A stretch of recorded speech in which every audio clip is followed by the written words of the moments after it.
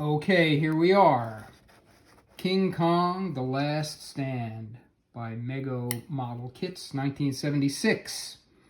A little background on this kit. Mego Toy Corporation was very well known for their series of action figures, monsters and superheroes, etc. In 1976, with the release of the Dino De Laurentiis King Kong film, they decided they would try their hand at model kit building, and this was their one and only kit that they produced. Looks pretty cool. So here is the finished product. King Kong on the World Trade Center. Now this bizarre kit is something slightly more than a toy put together for young children.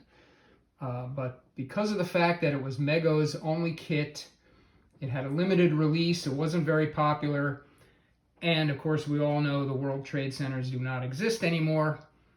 The kit now is fairly desirable and commands a good price. Some people paying up to a couple $100 for this simple kit. Now by simple I mean the overall kit came in at 13 pieces, and it's a snap together, so you didn't have to glue it if you didn't want to. You can see that the detail is very light. The buildings on the base here are nothing more than nondescript boxes with no detail. World Trade Center is kind of got some windows. And we get up to Kong here. Now the fun part about this kit, which makes it notorious, is the scale is just non-existent. You can see that Kong is big enough to span the two buildings, which is absolutely absurd. Here he's holding the girl in his hand, which would be Jessica Lange from this movie. She's about 10 stories tall. He's also got a jet airplane in his hand. That, I don't know what scale that would be, but this girl certainly could not fit in that jet airplane.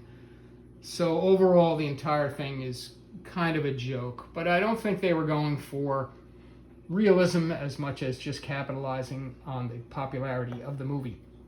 As far as the paint considerations go, I'll start at the bottom here. Again, I said the base was just nondescript squares, so I just left it that way. I went for the minimalist feel, white with some trim.